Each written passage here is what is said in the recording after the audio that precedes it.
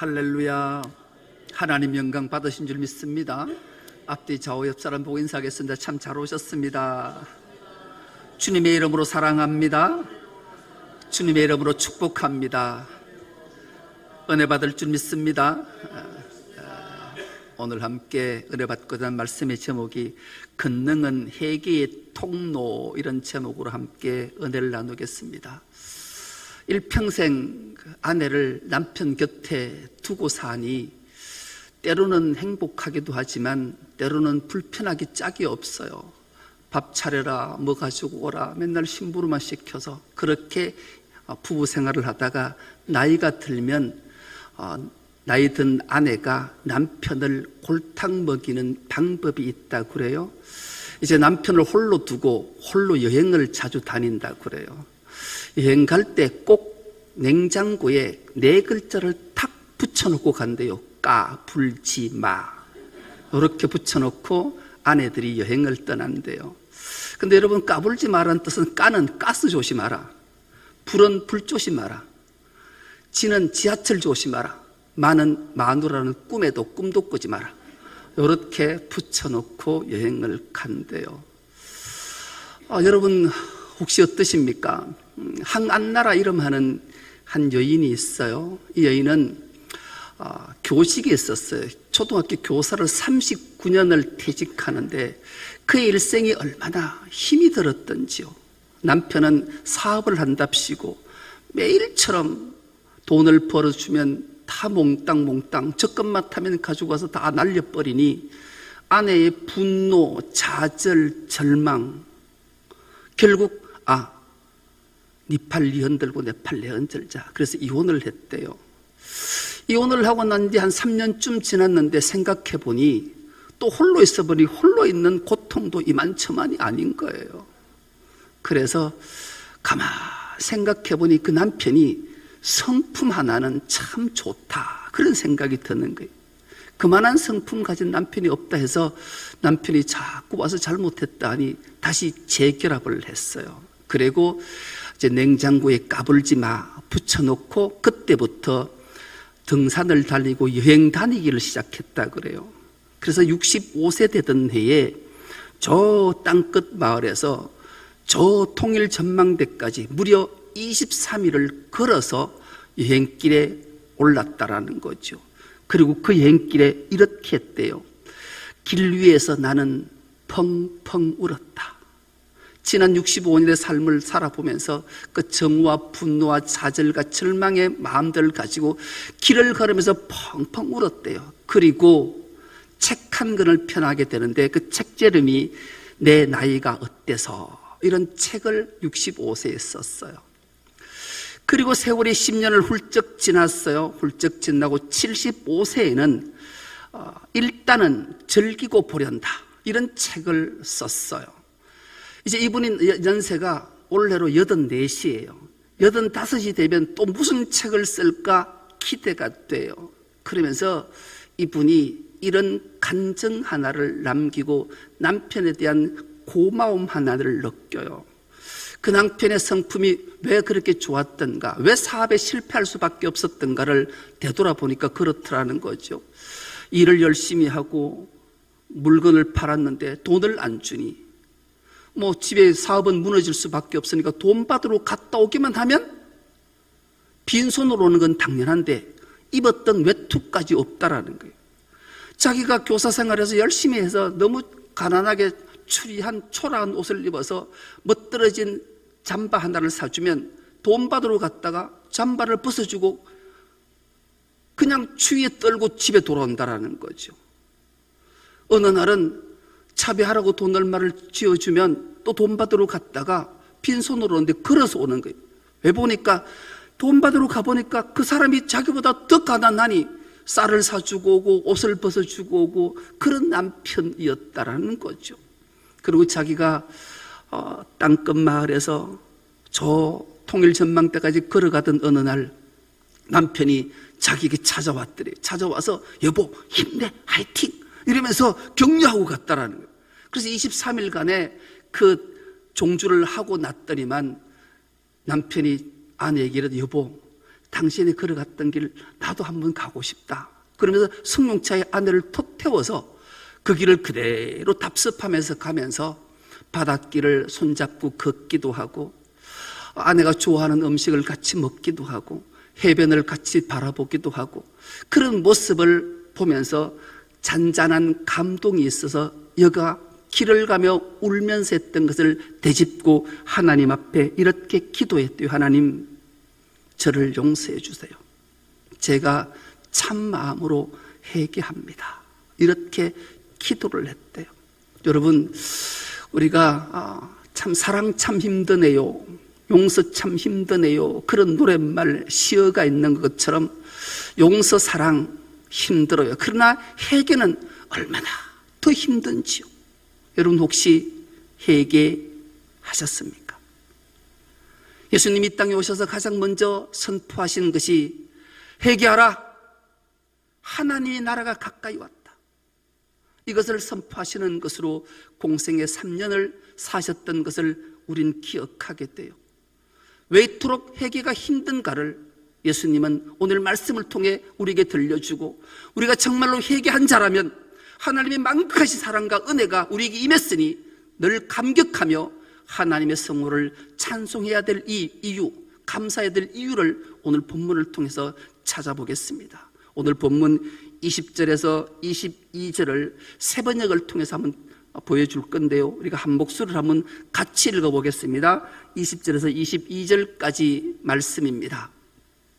시작. 그때 예수께서는 자기가 기적을 많이 행한 마을들이 회개하지 않으므로 꾸짖기 시작하셨다. 고라시나, 너희에게 화가 있다. 벳세다야, 너희에게 화가 있다.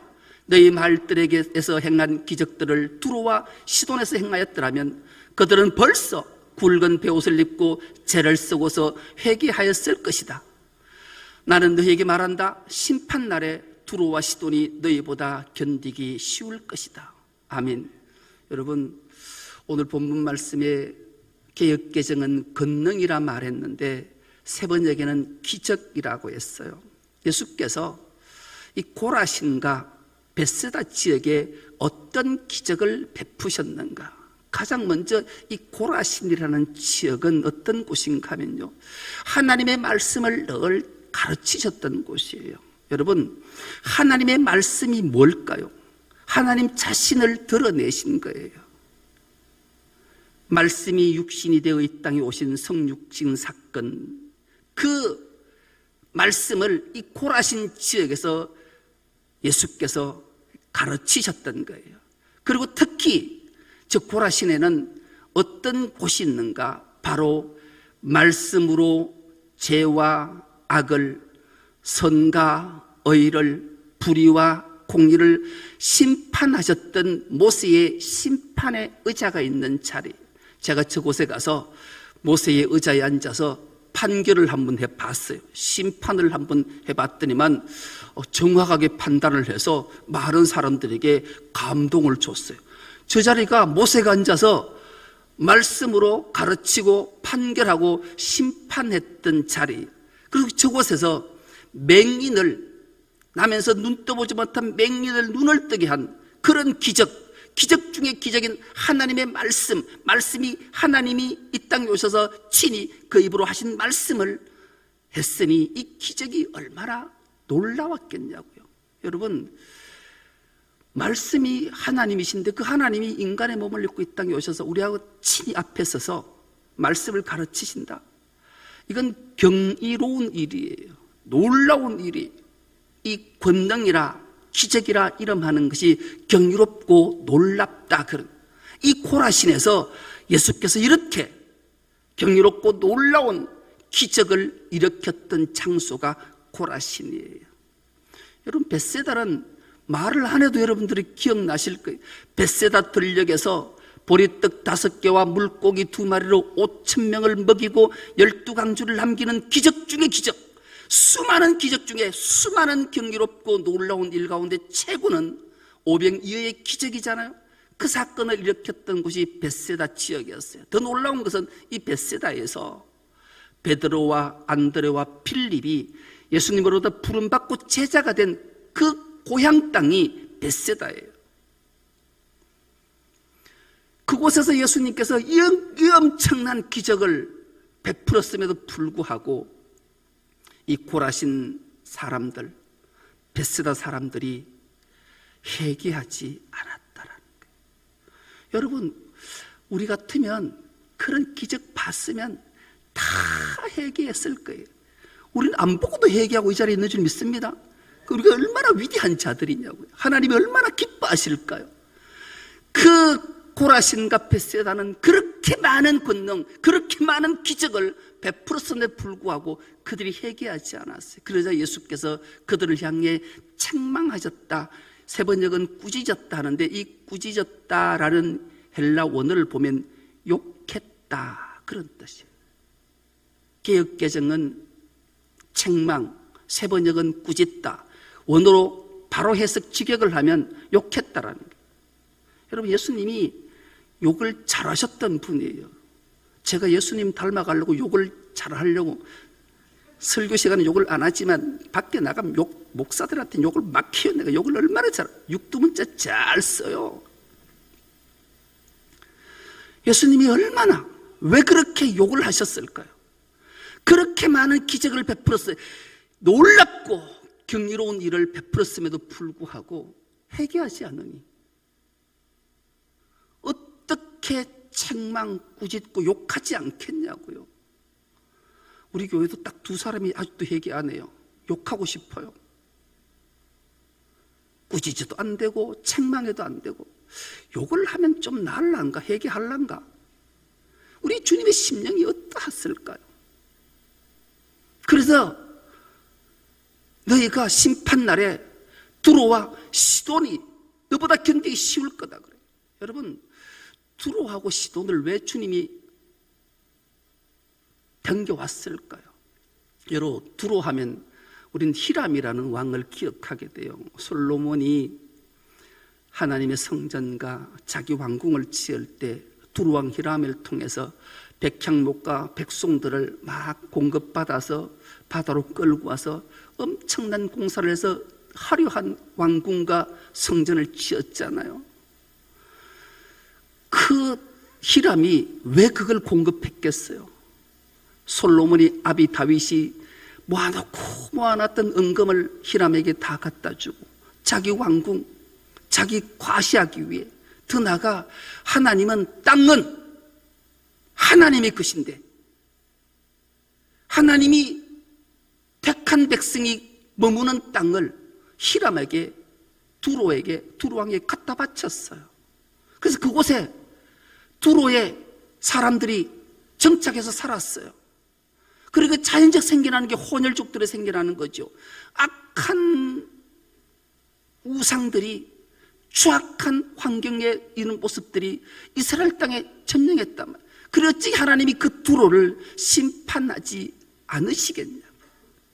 여러분, 시돈은 두말할 것도 없잖아요. 시돈은 이스라엘의 가장 악한 왕이 누구예요? 아합이 안에 이세벨이 고향이 시돈이에요.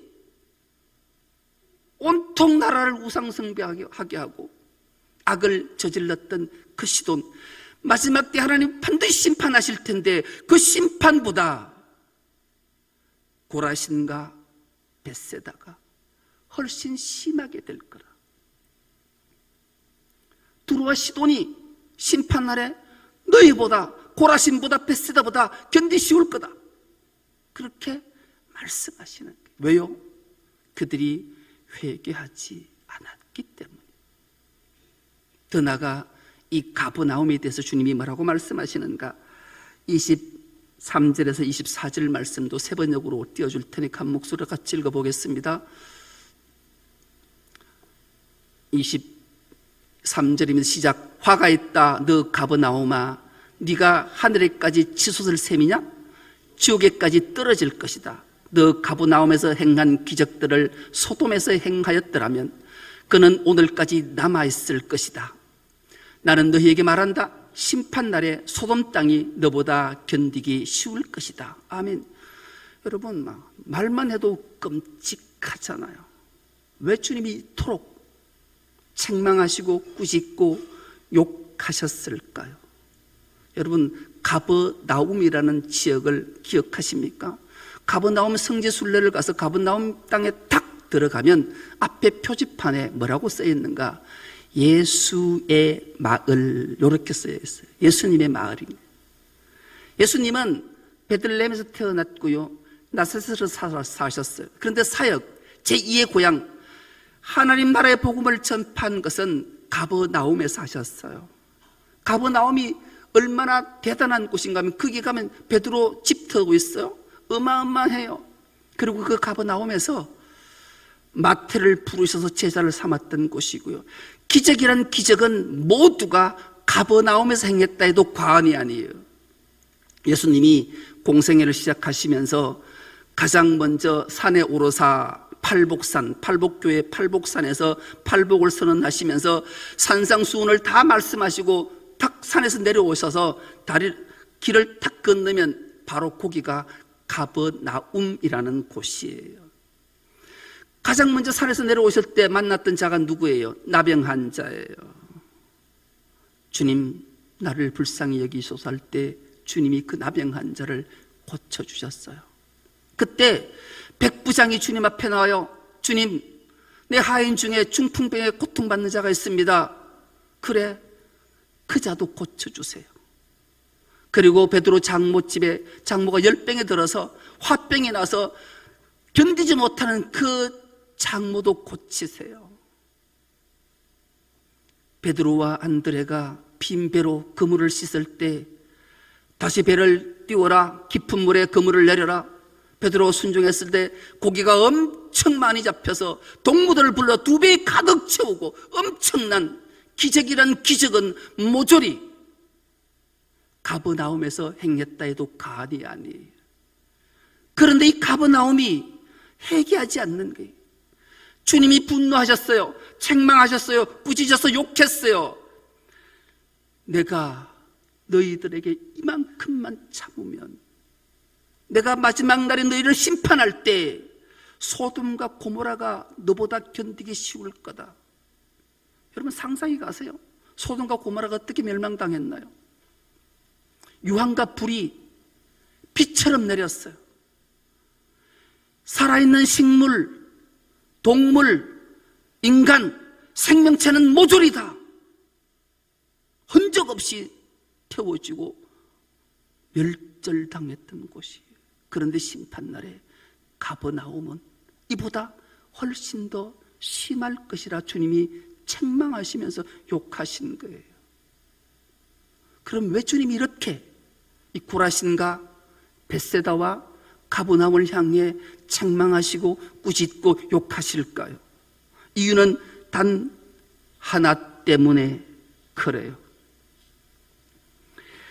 자신이 하나님의 기적과 경이로운 일과 놀라운 일을 보고 친히 하나님의 말씀을 들려주심에 변화를 받아 참회하고 회개하고 구원받지 않았기 때문에 주님이 책망하시고 꾸짖고 욕하시는 거예요. 오늘 우리에게도 마찬가지예요. 하나님의 말씀을 듣고 경이로운 은혜로운 감동스러운 주님의 말씀이 우리 마음판에 들려질 때 듣고 깨닫고 참회하고 회개하지 않으면 주님은 우리를 책망하시고 꾸짖고 욕하신다라는 거예요. 우리 모두가 하나님의 은혜의 말씀, 십자가의 사랑들을 체험하고 경이로움을 경험하고 참회하고 회개하는 은혜가 있길 축복합니다. 회개하는 자만이 구원에 이르기 때문에 그런 거예요. 그래서 예수님께 이토록 화를 내시고 계신 거죠. 그 당시에 예수의 당시에 고라신과 벳세다와 가버나움의 사람들이 예수님의 권능, 기적, 놀랍고 경이로운 일들이 일어날 때마다 환호했어요. 칭송했어요. 그런데 말씀을 들려주면, 말씀을 가르치면 길을 닫고 마음을 닫고 말로 비난했다. 경이로운 일들, 놀라운 일들, 권능과 기적을 행할 때는 오병이의 기적, 눈먼 자를 눈뜨게 하고 나병한 자를 고치고 중풍병자를 고치고 열병을 고칠 때는 한우하고 기뻐하지만 영생을 주는 하나님 말씀을 들을 때는 귀를 닫고 마음을 닫고 오히려 비난했기에 이 세대를 주님은 악한 세대라 명령했던 거죠. 여러분 오늘 어떠십니까? 놀라운 기적, 놀라운 일, 놀라운 권능, 경이로운 일들을 보면 한우하다가 하나님 말씀을 들을 때는 귀를 닫고 마음을 닫고 비난하고 있지는 않으십니까? 말씀을 듣고 찔림을 받고 거룩한 부담을 받고 회개해서 구원받으라는 주님 말씀이 들려져서 우리가 깨닫고 참회하고 회개해서 구원받는 은혜가 있기를 축복합니다. 이 말씀을 예수님은 비유로 씨로 비유하셨어요. 씨 뿌리는 자의 비유를 우리 너무 잘 알아요. 씨는 하나님의 말씀이에요. 그 말씀이 씨 뿌리는 자가 씨를 뿌리러 갈새 때로는 길가에, 때로는 돌짝밭에, 때로는 가시떨기에, 때로는 옥토에 떨어짐에, 이렇게 비유의 말씀을 주셔요. 우리가 하나님의 말씀을 받을 때 귀를 닫으면, 마음을 닫으면, 비난하면 길가와 돌짝가, 가시떨기 바친 거예요. 옥토가 되면 30배, 60배, 100배의 결실이 있는 거예요. 여러분, 하나님 말씀을 받고 씨를 받아서 한 주를 살 때 여러분 30배, 60배, 100배의 결실을 거두어 보신 적이 있으십니까? 그렇지 않다면 여러분, 벳세다와 고라신과 가버나움과 별반 다르지 않지 않겠습니까? 절절히 가슴 아픈 사연을 소개하면 그래요. 여러분도 자신을 돌아보면 그래요. 하나님 말씀의 씨를 설교를 통해 여러분들에게 던져드렸는데 일주일 동안 받은 말씀을 묵상하고 그 말씀을 실천하고 열매를 거두어보신 적 있으십니까? 교인들에게 혹은 많은 사람들에게 물어봐요. 우리 교인 아니고 다른 교인들에도 물어봐요. 이번 주 목사님으로부터 어떤 설교 들었냐? 은혜 받았냐? 은혜 받았대요. 말씀의 제목이 무엇이냐? 생각 안 나는데. 말씀의 제목조차 생각나고 말씀의 제목을 또록하게 말해준 사람 아직까지 단 한 사람도 만나본 적이 없어요. 여러분, 지난주에 말씀의 제목을 기억하시는 분 혹 있으십니까? 하나도 없잖아요. 겨우 기억하는 거라고는 오늘 말씀 듣고 나가서 아이고 오늘 설교 은혜 들었는데 찔림이 있었는데 생각나는 건 까불지 마, 이거면 생각난다. 어쨌든 예하나 감동적인 이야기는 기억하는데 생명의 말씀은 전혀 기억나지 않아서 길가, 돌짝밭, 가시떨기 밭으로. 그럼 주님이 책망하시는 거예요. 꾸짖는 거지, 욕하시는 거예요. 왜요? 구원에 이르지 못하기 때문에. 30배, 60배, 100배의 결실을 주님은 원하고 계시는 거예요.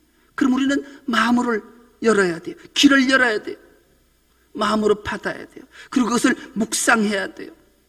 그럼 왜 주님이 이렇게 책망하고 꾸짖고 욕까지 하실까요? 무엇 때문에요? 가장 먼저는 구원에 이르는 것이고요. 구원에 이른 자가 누려야 될 참 평안을 누리게 하시기 위함이기 때문에 그런 거예요. 히브리서 3장 7절과 11절 말씀도 우리가 세 번역으로 함께 읽어보겠습니다. 히브리서 시작. 그러므로 성령이 이와 같이 말씀하셨습니다. 오늘 너희가 그의 음성을 듣거든 너희 조상들이 광야에서 시험받던 날에 반역한 것과 같이 너희 마음을 완고하게 하지 말아라. 거기에는 그들은 나를 시험하여 보았고 40년 동안이나 내가 하는 일들을 보았다. 그러므로 나는 그 세대에게 분노해서 말하였다. 그들은 언제나 마음이 미혹되어서 내 길을 알지 못하였다. 내가 진노하여 맹세한 대로 그들은 결코 내 안식에 들어오지 못할 것이다. 아멘. 여러분, 하나님의 말씀을 귀를 닫고 마음을 닫고 비난하면 참 안식을 누리지 못하게 된다 말씀하는 거예요. 구원에 이르지도 못하고 안식을 누리지도 못하니 어떻게 주님이 책망하고 꾸짖고 욕하지 않으시겠냐고요. 주님을 위한 거예요? 아니에요. 여러분들을 위한 거예요. 우리를 위한 거예요. 우리 모두가 주님 앞에 참 마음으로 죄를 뒤집어쓰고 회개해서 구원에 이르고 참 안식을 누리고 기쁨을 누리라고 주님이 말씀하시는 줄 믿습니다.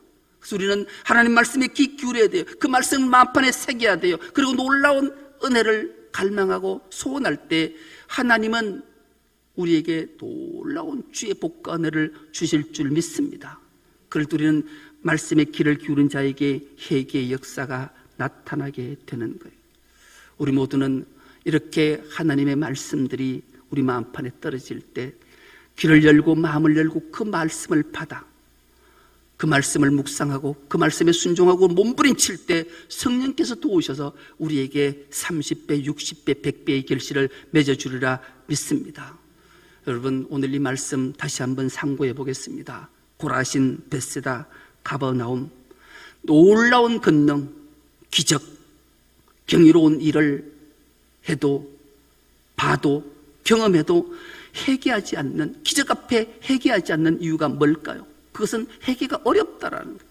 쉽지 않다라는 거예요. 회개는 한 걸음 물러서서 생각해 보는 거예요. 내가 이 길 가는 게 맞을까? 한 걸음 물러서서 이렇게 행동하는 게 맞을까?